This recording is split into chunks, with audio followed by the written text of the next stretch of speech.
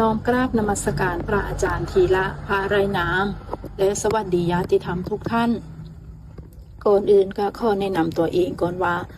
ชื่อโยมประกายดาวก็อนุญาตให้ทีมปัญญาวิมุตติสามารถนำคลิปวิดีโอนี้ไปเผยแพร่ได้ทุกช่องทางเพื่อเป็นประโยชน์หรือเป็นธรรมทานให้แก่ญาติธรรมที่แสวงหาความพ้นทุกข์อยู่เนาะความพ้นทุกข์มีอยู่จริงแต่เพียงแค่ว่าเรายังบ่รู้ว่าธรรมะคืออีหยังก็โดยประสบการณ์ของ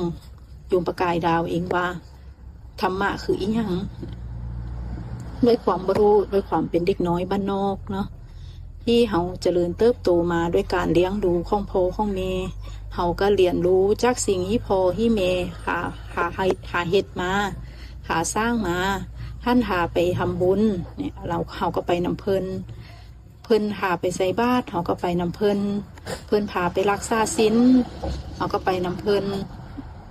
แล้วพาไปพ่อแม่ก็สอนอยู่แบบนี้เพราะว่าแล้วท่านก็พาบอกว่าเนี่ยการทำบุญใส่บาตรหรือว่าการทำบุญกฐินผ้าป่าเนี่ยมันเป็นอานิสงส์สูงสุดเด้ล่ะถ้าเฮาทำบุญตรงนี้ได้เนี่ยอันเนี้ยคือถ้าเฮาตายไปแล้วนะเฮาตายไปแล้วนะเฮาอีได้บุญตรงนี้เด้ล่ะให้เฮ็ดเอาด้วยความที่บ่รู้เนาะแม่ก็บอกมาแบบนั้นเฮาก็สร้างจังบัดเนี่ยสร้างว่ามีกฐินอยู่เซ่เฮาก็ไปมีผ้าป่าอยู่เซ่เฮาก็ไปว่าอานิสงส์อันหั่นน่ะมันอีได้หลายคือมันเก็บได้นะเก็บบุญไว้นะพอเฮาตายไปแล้วนะเฮาอีได้บุญหั่นเพื่อเฮาอีบ่ต้องยากจนบ่ต้องไว้เกิดมาชาติหน้ามันอีได้ยากจนพอมีก็สอนเฮาแบบนี้เนาะแล้วคราวเนี้ยพอเพิ่นก็บอกว่าเฮาก็ต้องมีศีลพร้อมเด้ล่ะอย่าไปเบียดเบียนผู้อื่นเด้อเฮามีอีหยังเฮาก็แบ่งปันเพิ่นไป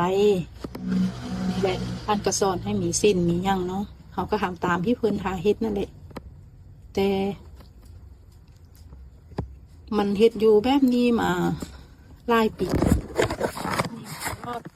แล้วคราวนี้พอได้มามีชีวิตเนี่ยมามีครอบครัวแล้วอะ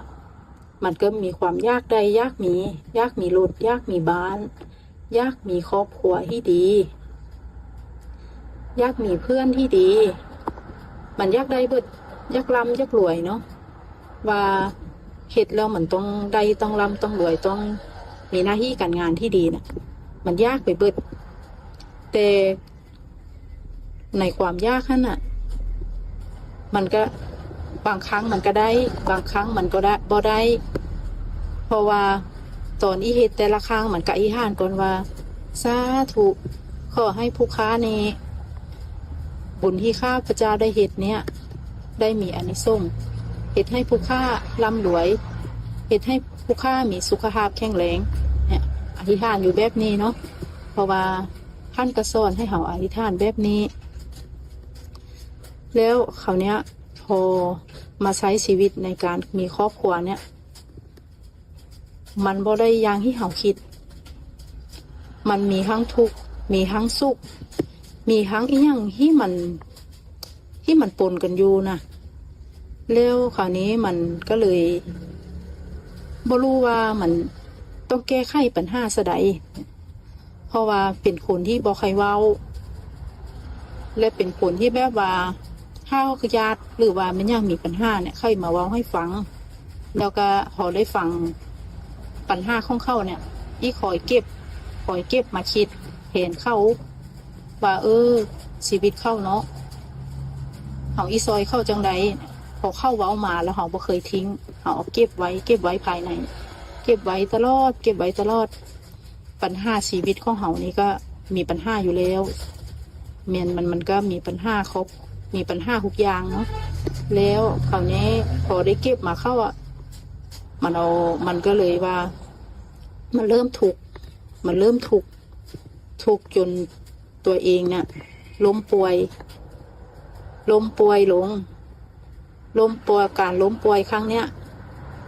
มันล้มป่วยแบบแสนสาหัสเลยเราเหตุจังได้มันรักษาอาการป่วยนี้ให้มันหายได้